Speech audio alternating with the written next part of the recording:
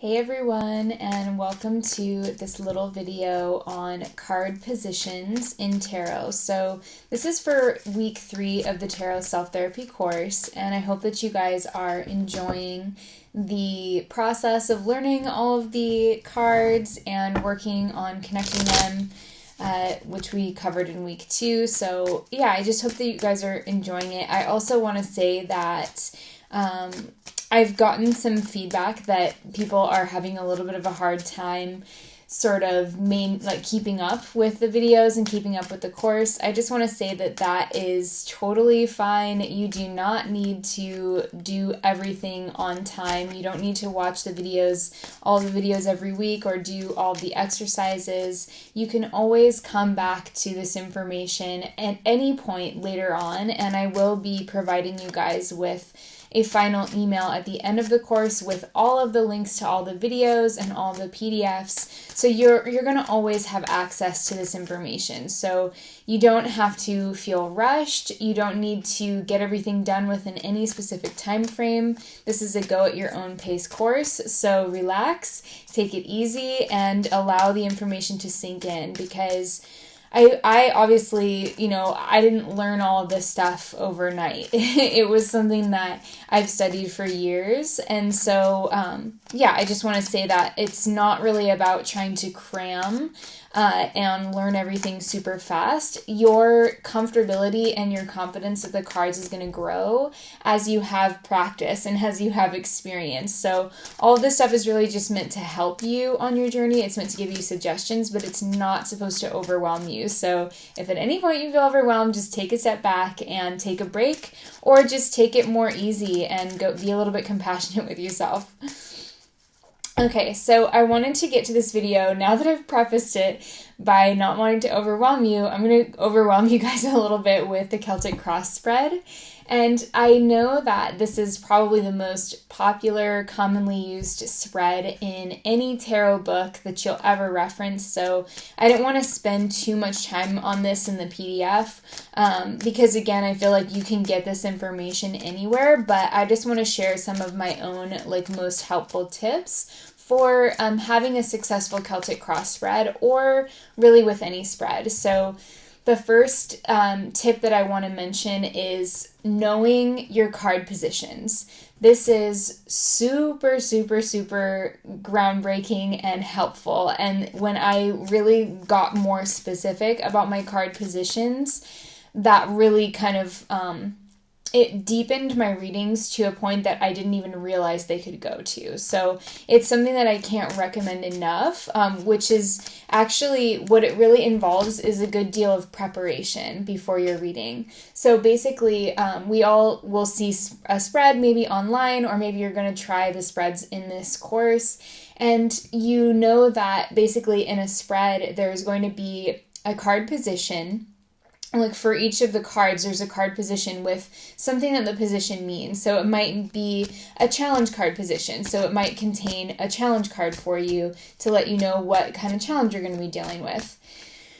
What I'm talking about is actually going a step further, and I'm going to demonstrate this with a Celtic cross reading that I'm going to be doing, like a sample reading. But basically, with the Celtic cross as an example, we're going to look at how there are sort of generic card positions, and by the way, they do differ depending on who you're learning from, so keep that in mind as well, that this is a mutable spread. You can alter it to fit your own needs or your own style, but there's basically 10 positions, 10 cards, which is 10 card positions in the Celtic cross spread, and they sort of vaguely have similar meanings to all of us, but we might word them a little bit differently. And so the card positions may be things like your path, or where you are at the present moment, crossed by sort of the influence or the obstacle or challenge card, and then underneath that would be kind of like the root energy, the core energy, the unconscious. These are all sort of keywords that different readers will use for that third card, which is the lowest card on the Celtic cross spread. And then, the fourth card will be kind of like what's to the left of the central cross, and that is usually like past influences or what you're moving beyond, what is no longer affecting you anymore, that kind of thing, lessons that have been learned. and so on and so on. So we have these sort of general bland meanings. Maybe not bland, but bland, I don't want it to sound negative, but we have these sort of vague impressions of what each of these positions can mean. And so what I want to share is that you can have those and you can use those and you can do a great reading with those, just of, okay, I know that the 10th card, for example, is going to be the outcome card. So that's my future card, and it's looking at where things are going. But what you can also do when you're planning a reading for yourself is you might have more specific questions than that. And you may want to, if you want to get even more information out of your reading, if you really want to pull the most possible information out of your spread, what you can do is actually ask specific questions for each of the card positions. So you're actually going even deeper than just, okay, what was in the past. So you might, for example, here's a little diagram. Now, what I'm going to show you guys is actually something that I do, I still do it pretty often, especially if a client asks me a lot of questions that are very specific. I will modify a Celtic cross spread or some other spread, and I will actually ask very specific questions to the cards, and I actually write this down. So this is something that I will create for a reading that's more specific than just a general reading. I will take a piece of paper out and I will draw out, this is a diagram of the Celtic cross. So we have the first card in the center, the second card crossing it, the third card underneath. And so these are, if we just look at like the top portion of this paper, these, I don't normally write this out because I know all these. I know how I like to define them, but I will draw the diagram of the reading, and I'll number the cards, and then either with an arrow kind of right here. Here I've written just like basic keywords, so you guys could maybe pause the video if you want. You can pause it right here. And write these down if you want to learn more about the basic keywords that I use for a Celtic cross reading. You've probably also heard me talk about this if you've gotten a personal reading from me.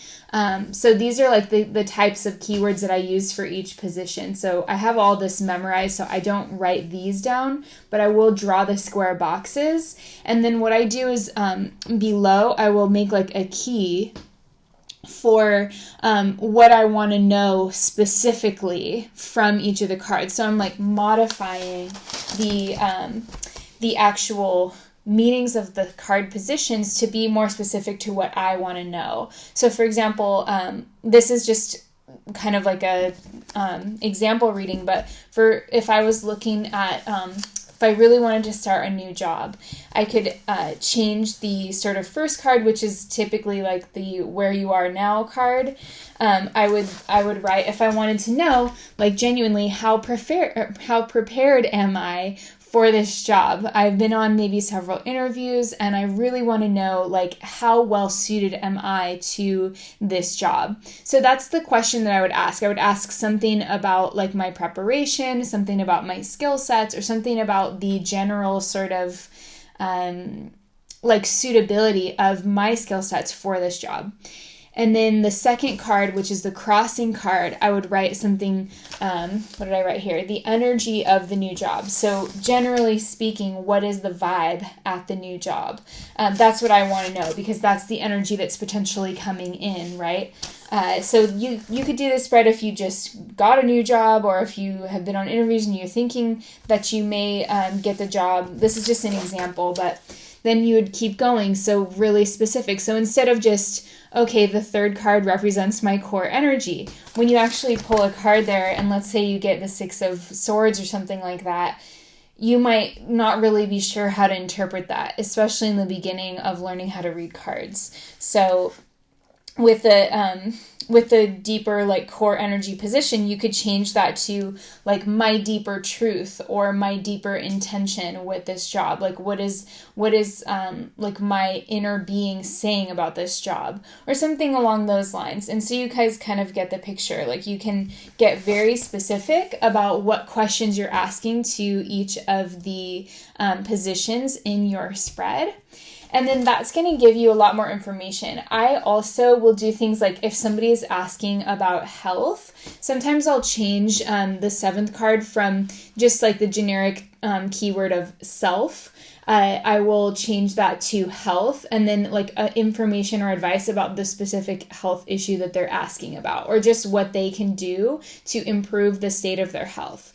And I actually write that down so that when I am shuffling the cards, I set up my notebook next to me so that I can see it. And when I'm shuffling the cards, I just reread through all of the questions that I've written out for the Celtic cross spread or whichever spread I'm using and modifying for myself or the client again. And so it kind of brings it into focus. So you're just giving your deck and your own unconscious mind really like the intention. You're giving it really specific direction for what you want to know. And so that is going to vastly improve the quality and the clarity of your readings, is again how you approach the reading. So if you approach the reading and you just say, oh, I want to know about this new job, and you shuffle and you do the Celtic cross spread with just the basic keywords for the positions, you may give yourself a great reading. Your intuition may take over and it's just a great reading. But I find that with this method of being a lot more specific about the card positions and then sticking to that, you get the most accurate readings in my experience. So it's just a matter of, again, like preparation before you go into a reading. So we're talking about that a lot this week, because we also talked about sacred space and getting in touch with your intuition. And so much of that, again, is in the preparation and the intention that you set. And so I feel like this is just a good topic to bring up this week, because it's kind of like another facet of that sense of, okay, so how do you increase your intuition during a reading? How do you really get the clearest messages from a reading? It's about how you approach it. It's about how you go into it. So if you go into a reading kind of foggy or unclear, or you're not really sure what you want to know, then it's really going to be a lot more likely that you're going to feel unclear about the cards that came up, and you're not going to be sure, and you're not going to feel as confident with your reading as you would if you had a very grounded, intentional, specific approach to each of the card positions. And I don't want this to become like a dogma, because sometimes I do just pull out my deck and shuffle and pull myself a 3-card reading. However, it is something that if I'm doing like a big spread, there's nothing better than this. I always will do this because it really deepens the whole process. So yeah, that is sort of the information around how to do this. And I'll just give you guys a quick example of how this could be used. So I'm going to do this reading for someone that I know, and I'm not going to say their name because I don't want them to, I guess it's not required, but someone that I know is interested in knowing about their new job opportunity. So I'm going to do this reading for this person. I'm going to use the questions that I've laid out because they are beneficial to what this person is curious about. So I'm going to show you guys the whole process using this little deck. Hopefully we can fit all of the cards in. And I'm going to be using the exact questions that I wrote down that I showed you guys.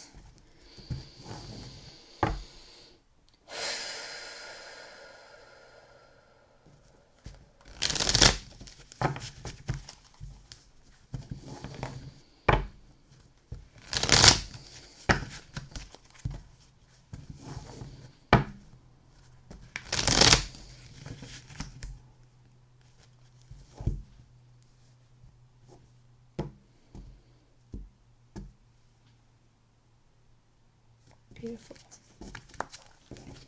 Okay, so we're not going to go super in depth, but you'll see how just having these really specific questions will really help you have clarity about what the cards mean. Okay, so we have the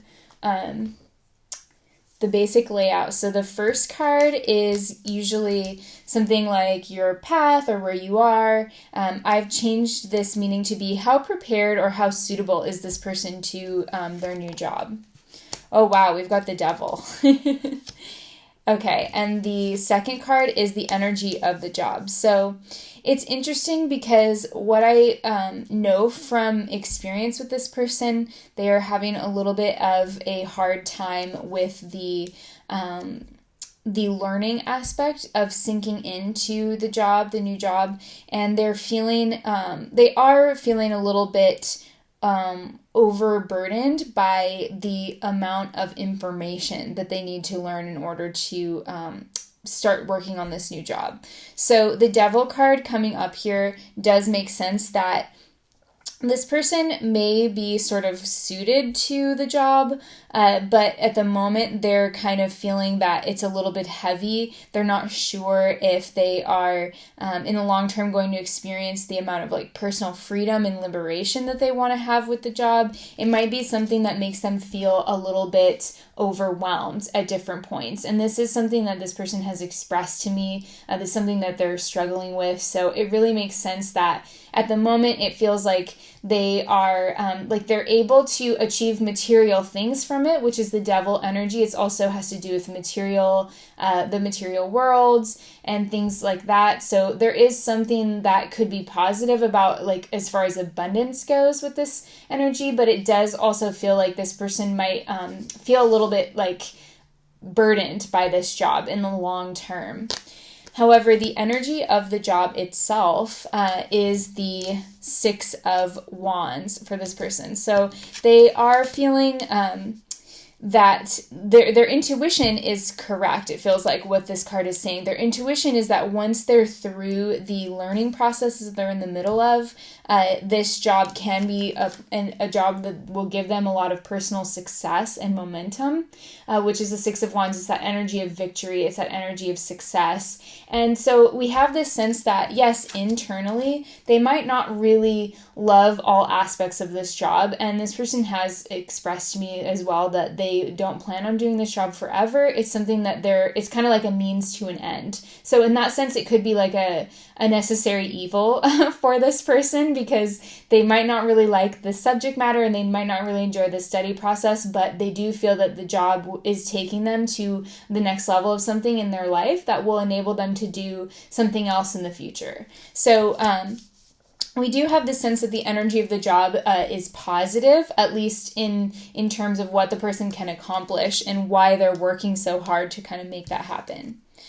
The core energy position, the question has been changed to the real intention or meaning that the job has for this person. And we have the Knight of Cups in reverse. So we see that there's a certain amount of love and care that this person is, that is sort of like their intention with the job. And I know that from talking to this person, I know that there's something that will benefit other people in their life about the job, which is kind of like an undertaking that feels a little bit more selfless in certain ways. And so there is this sense of wanting to give to others, wanting to have stability in their life in order to give to others, in order to contribute in a meaningful way for the people that they care about. So there's a certain degree of sacrifice that I'm seeing with this energy, and that is kind of like the underlying intention or the meaning.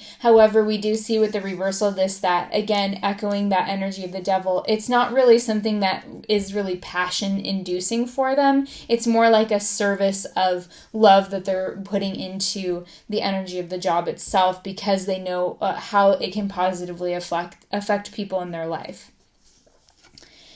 How the interview went. Okay, that's position 4. So the interview with the Six of Pentacles in reverse. This is a card that has to do with give and take. It has to do with investments, financial energy, influences that have to do with resources and things like that. So with this card in reverse, it does feel like there's the interview, like the actual interview process that they want to know about, it does feel that there's something positive that came about in terms of like someone being interested in possibly creating some kind of give and take situation with this person. However, the reversal makes me feel like the jury is still out whether or not they're going to be working with this person. So there is this energy of like an exchange happening. It may not be as equal as this person could want. They might feel that although the interview may have gone well, it may be something where they feel that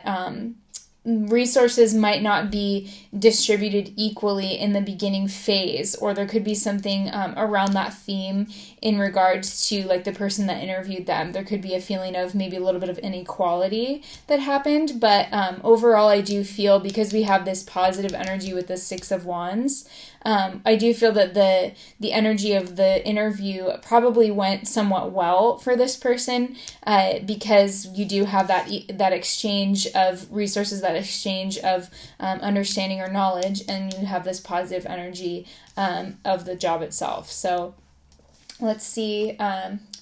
Position 5 is the message from Spirit about the job potential. So the Magician in reverse makes me feel that the job potential for this person is something that is going to be really what they make of it. With the Magician, it is about our own empowerment. It's about that we are going to be the ones that are in control of our own destiny. So we have to sort of have a conscious willpower, a conscious intention in order to make things happen for ourselves. And with this card in reverse, as a message from Spirit about the job potential, I really do feel that this is saying like this is going to be what you make it to this person. So it's going to be about you. It's really emphasizing like you're going to be the one who will determine how good or positive this job is for you.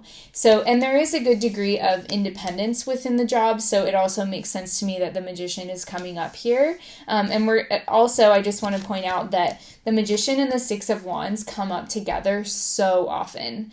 Almost every time that the Magician comes up for me, I also have this Six of Wands in the same spread, whether I'm reading for myself or someone else. So it's really interesting just to see those coming up together, because again, we see that sense of, okay, success is reliant on your own actions. The sixth position, which would normally be kind of like just a generic sense of next step or what energy is coming in, this card, I changed the specific meaning to whatever this person needs to do right now in order to create abundance, which is what they're trying to create with the new job. So it's not specific to the new job, but it's sort of more like, okay, this is what you can do now to create abundance, whether or not you are going to be working within the new job. Five of Pentacles shows that there is an increase in abundance when it comes up in reverse. So also what I'm seeing here is like changing their mindset, because this person has been possibly in a little bit of like a state of feeling insecure, because you also have this energy and the energy of how like the interview went. They may have, we see more insight here, because they may have approached the interview from a place of like, oh, I'll work for anything. I'm not going to negotiate that much. I'm just going to take whatever I can get kind of energy, which can also be why this card comes up in reverse, because there's a little bit of an imbalance there. So we do see this sense of stepping up and valuing themselves more and having more confidence, and not thinking of themselves like a beggar, or not thinking of themselves like somebody who's just really trying to get their foot in the door and they'll do anything to make that happen. Having a little bit more confidence, a little bit more self-trust, and a little bit more trust in the universe. That's kind of the next step, is stepping into this with more confidence and making that your focus. Seventh position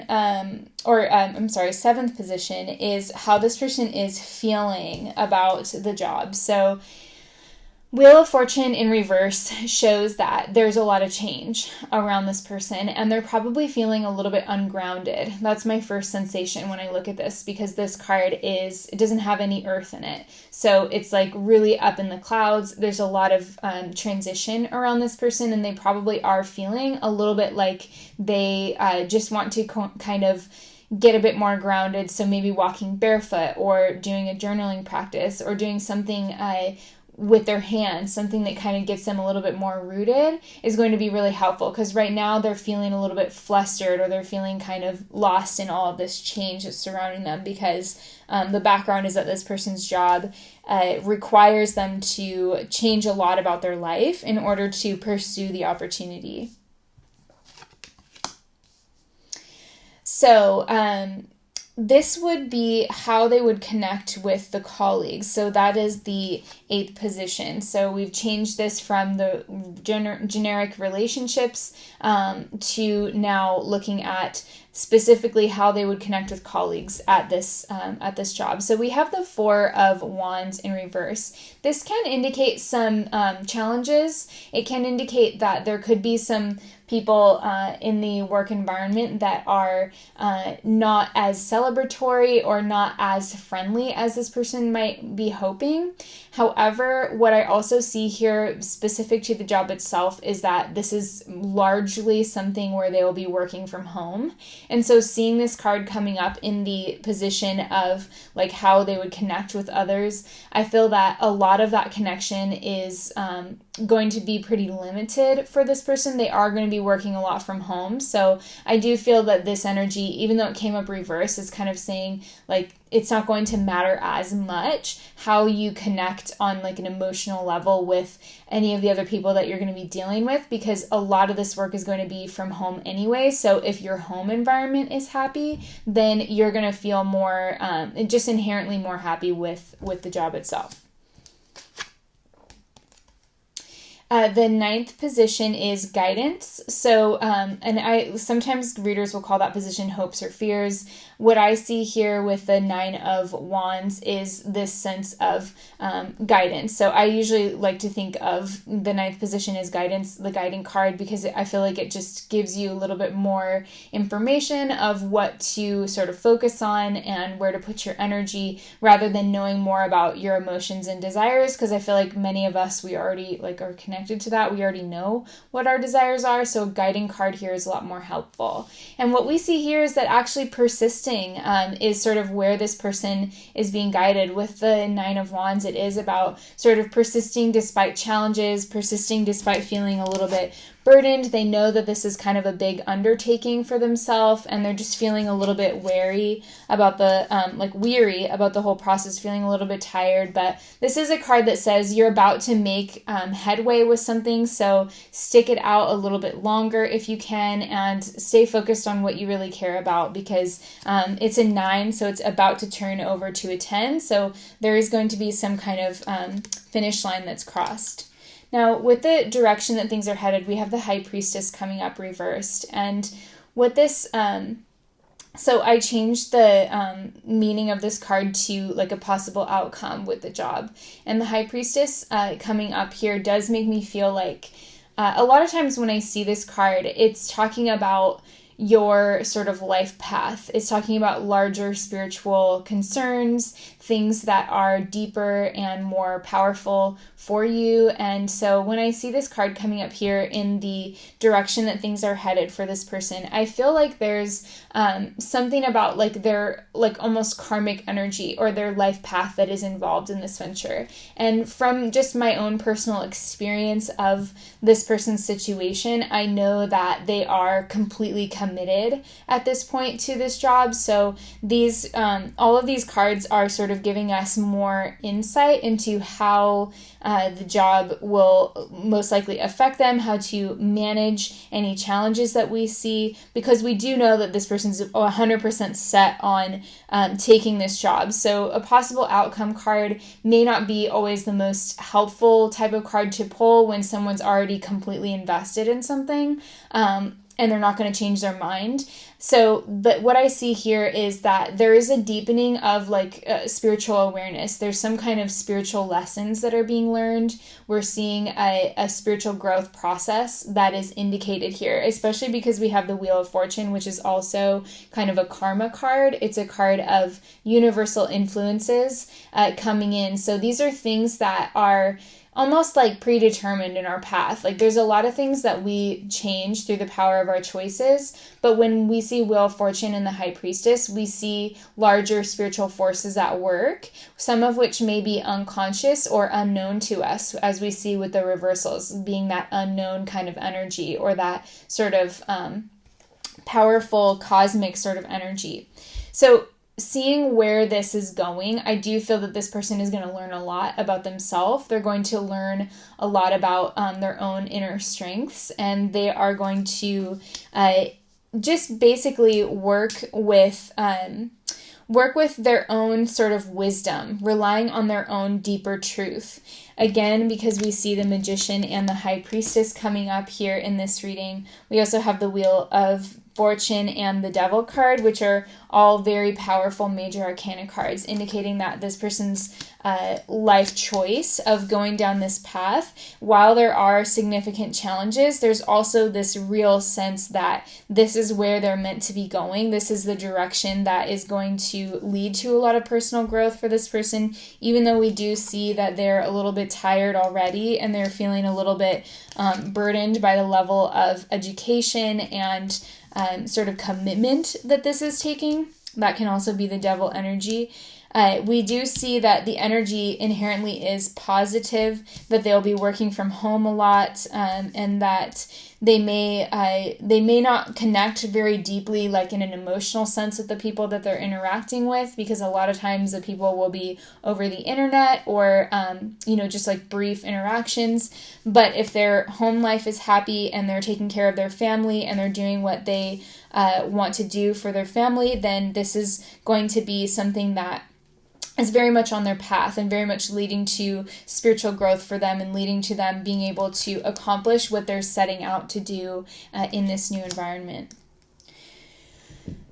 So you guys can see a little bit how this process of using the more specific questions will lead to more specific answers. And I hope that this has been a little bit of a helpful practice and that it doesn't sort of overwhelm you, because I know that this is just a lot of information to share with you guys. But again, just come back to this over time. There's no need to read all the PDF or watch everything within the week at all. You could be doing this course over 2 months, or even next year you could come back to it. So it's all up to you. Don't be overwhelmed. Enjoy the process, and I hope that this has been helpful. Talk to you guys later. Bye.